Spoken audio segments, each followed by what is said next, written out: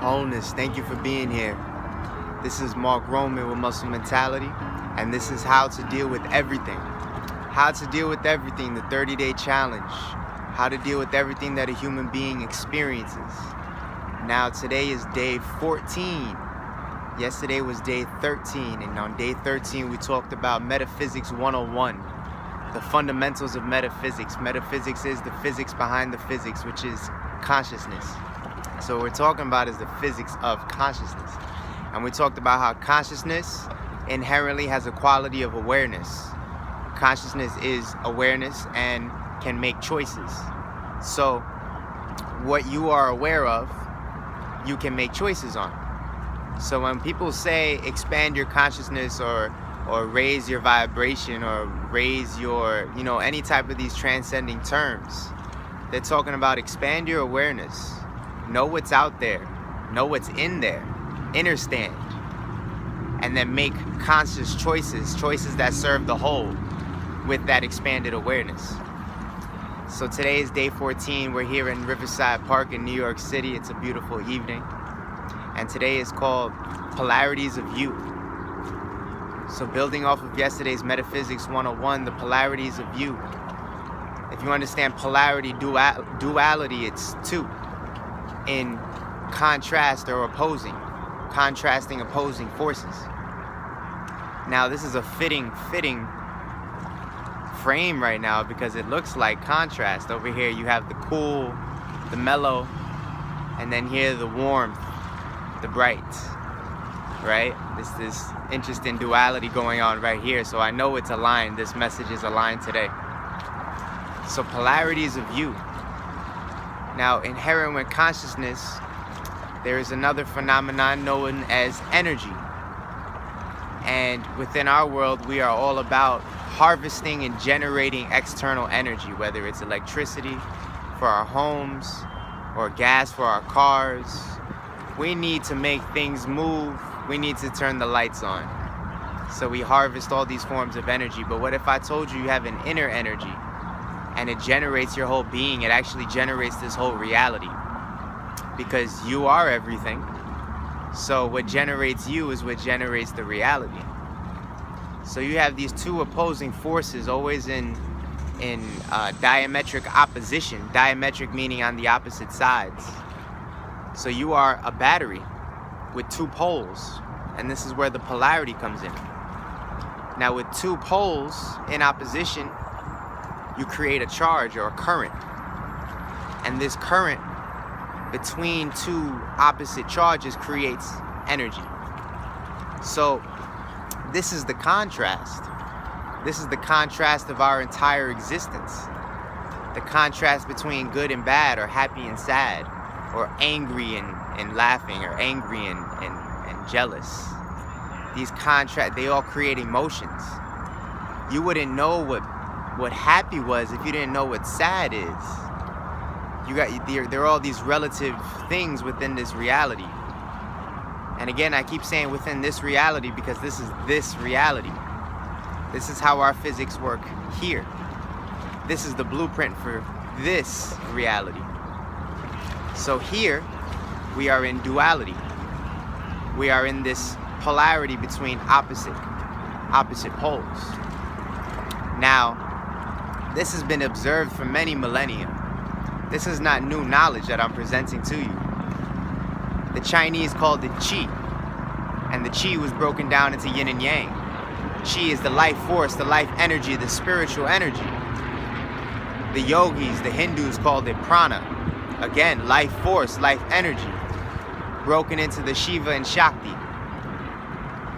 Now today, metaphysicians and the New Age movement call it the divine masculine and divine feminine. Again, polarity. And now today our scientists, they acknowledge and recognize that the entire universe is composed of electromagnetic waves, or an electromagnetic field, which has waves propagating through it. Electricity and magnetism, masculine and feminine. Again, the feminine is the receiving, the receiving, the reception, the listening, the womb of the world, the matrix from which all else arises. The masculine, the electricity, the impulse, the inception that allows for the conception. The inception, the planting of the seed. These two energies of creation are you. These two energies are how you were born. The sperm, the inception, the seed, implanted by your father into your mother's womb. The reception, the receiving of the idea that is you. Or the idea that came from your father, and the two came into one. The seed and the egg came into one to give birth to a new idea. Now, what if I told you that this energy exists within you? You came from it. There is a divine feminine in all of us. There's a divine masculine in all of us. This energy of creation. Now the question is, these are the polarities of you. But the question is, are you in balance? And if I sound like I'm getting too metaphysical for you and too abstract, let me make it very practical. Your ears, they receive. Your mouth, it projects. You receive sound and project sound. At the back of your throat, or at the pharynx, the top of your throat, the cavity in the back of your throat, the pharynx, your ear meets your throat. Your ear meets the back of your mouth. They share one space, they share one cavity, they share one womb. Your head, then, is essentially androgynous, male and female. Oh, not sex. This is more of an energy thing. This is masculine and feminine. Again, I want to get beyond male and female, beyond sex. This is about the energies constituting us. So your head, then, is androgen. And you can even see the tongue is the phallus. It hangs out, right? It hangs out, and you use it. You click it on the roof of your mouth and against the back of your teeth in different formats to create different variations of sound. And these different variations of sound create words or tones or whatever language that you wish to be born. So the reception and the creation, the speaking, the impulse share the same origin at the back of the throat. And your eyes, they receive light. But are we using our projection capability at the level of the thoughts? We receive thoughts. We receive emotions. But are you projecting your emotions? Are you projecting your thoughts? You see, we want to be in balance. This projection and receiving, they're diametrically opposed, and yet to have both functioning at optimal, at their highest, creates balance. So the receiving, let's stay with emotions. The receiving of the emotions are an energy, a vibration, a frequency. Receiving an emotion. You can receive emotions all day from all the energies around you in your environment. This water, again, has an emotional energy attached to it, because water carries, it's a current, it carries energy, waves. I just said emotions are a vibration. The waves of the water carry vibration. You can feel the water, you feel the presence of the sea, of the river. Thought is vibration. We are often projecting our thoughts non-stop. And we got to ask ourselves, are we enjoying our relationship with our mind? Because those thoughts keep coming non-stop at rapid pace, rapid fire. So we must ask ourselves, is this really serving us? This is your masculine principle. You just seeding out, seeding out, seeding out, seeding out. But what are you giving birth to? What are you allowing? Did it come from anywhere? Anywhere deep? Or are you just projecting from a limited scope, a little picture perspective? You see, when you listen, you go deep. If you open yourself up to listen, I said this last class, if you open yourself up to listen, then you can learn all that there is to learn, to know. And when you have that kind of information, your creation, your inception, your seed goes that much deeper. So what we're talking about is being in balance. These are the polarities of you. The masculine and feminine, completely intertwined in divine arrangement, in divine pattern. And this is actually how energy is generated within you.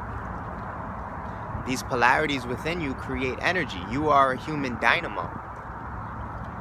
You are a dynamo.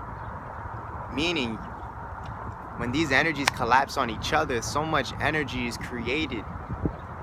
So much energy is created. So our goal here is to master it. Our objective is to master this energy that's inherent within our being. We do this in meditation. We do this in movement, exercise. We do this in Qigong, Tai Chi. We do this in sex.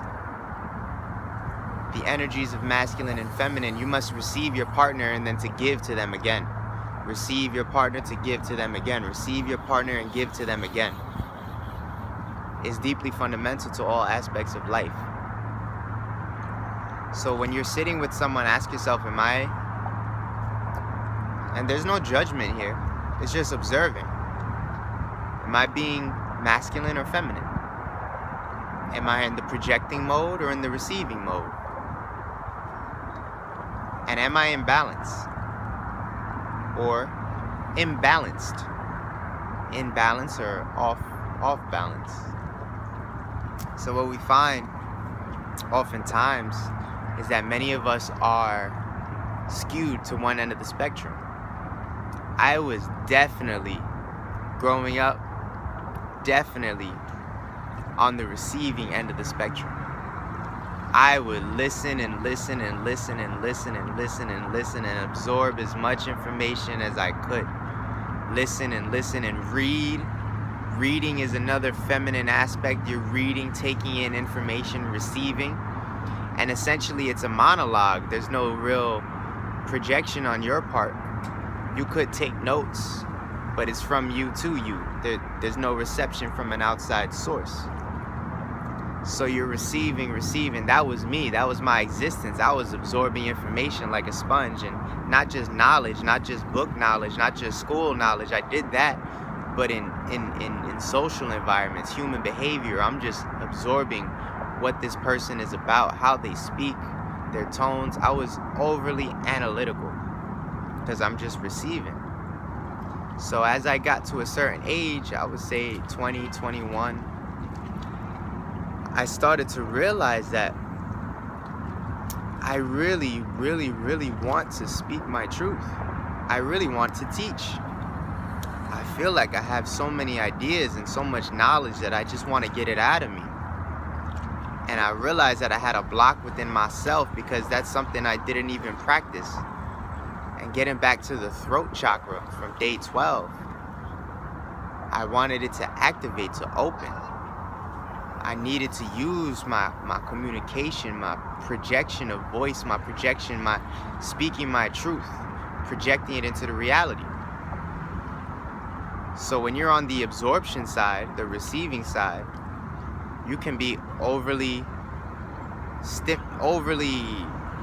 stimulated or constipated with information. And now you just want to get it out and you don't even know how. So sometimes in moments of like exhilaration, all of it would come out, but it was too much for the moment. It was like imbalanced. It was irrational, and just so much would come out, and nobody around me could handle it, because I couldn't even handle it, but nobody could handle it because the level that it came out was just, it just feels like you're just dropping so much. It's so potent for this point in time, but it's not really helping anybody, you see? On the other side of the spectrum, you can be overly projected. You just speaking, but where it's not really coming from anywhere. It's very surface, because what are you really listening to? This is the masculine aspect, and I must say that we live in an overly masculine world. Nobody's listening to others or to themselves. That's harsh. We're coming around. We are coming around to listening, but we still exist in an overly masculine world. So when we come into practices like meditation, and we listen to our inner being and to our inner, the deepest parts of ourself, we reach, or actually extract, our essence and bring it to the surface. You dive into your subconscious and you bring it to the surface in the knowingness, and that feeling of knowing. You know even when you think you don't know. Trust yourself completely, day 12. So you really reach in and you bring it outwards. And this is how you come into balance. Because we are here to serve. We are here to create. We are creators. But don't you want to create something worth of value, something of longevity, something that will really change the reality for the better? This is about creativity. Creativity to be able to reach in and see worlds that don't exist yet and put it on paper, whether written or drawn or painted or graphically sketched or sung. What if you pulled out a melody that's never existed here before? You received it, you were listening, you were receiving, and you pulled out something not from this world. This is genius, and we all have it. Your inner genius, your inner sense of connectedness to all that is, because all frequencies and vibrations exist, and you can tune into any one, provided you have enough energy to get there. And so we come back to the breath. There are many ways of obtaining energy, but I always come back to the breath because it is the most available, it is the most practical, it is accessible at any moment, and anyone can grasp it. And we have not used our potential for breathing. We are slowly suffocated in many ways. Even now, I could take a deep breath and feel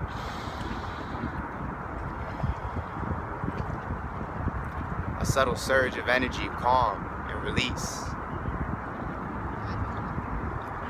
The energy is always available to us. There's infinite energy. Another way of obtaining more energy for your creations, for your creativity, is by clearing your heart. Day 3, forgiveness is healing. Clearing your heart allows you to open yourself up to all the energies that exist. So to have all that is available to you, you got to open yourself up to it. So I love what Michael Singer says from The Untethered Soul, his book, The Untethered Soul. How to open? Don't ever close. If your heart always stays open and you choose to never close, regardless of psychological conditions that you have in your mind from prior emotional experiences, then you will always have that energy available to you. So don't ever close. And again, these psychological things can be cleared. That's day 5 or day 6, deprogramming. Destructuring this program and this system of belief, destructuring, deconstructing, so that you open yourself up to more of all that is. The masculine and feminine, the electric and magnetic, together the electromagnetic, these are the polarities of you.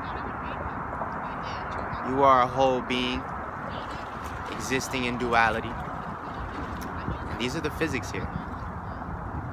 So understand when you're breathing and you're in your breath work practice that you are feeding into your receptive potential, and at the same time you're feeding into your projective potential, and your energy just becomes one. What we're really doing is wholeness. We're trying to make the two energies become one.